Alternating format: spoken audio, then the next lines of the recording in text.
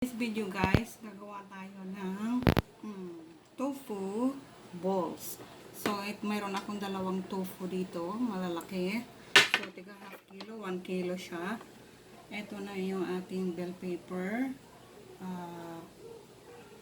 Lahat ng ingredients guys, loya, sili, garlic, onion string, and onion.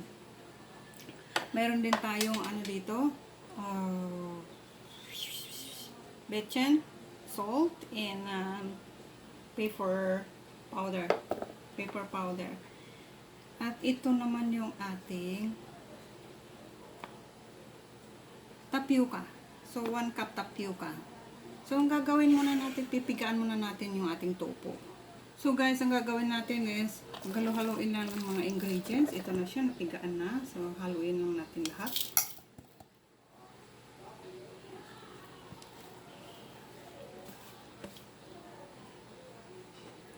Tapioca. So dahan-dahan lang paghalo. So guys, nahalo ko na siya. So ipo-form natin into a balls. Now, ito yung nabuo natin guys. So ipa-fried na natin. Gagawa na natin ng sarsa. Luto na siya. Alright guys, ito na yung finished product natin. Tapos pwede itong gawin yung sausawan. Tapos yung pangalawa kong option is ito. May sarsa siya. Parang sweet and sour guys. Thank you so much. Bye!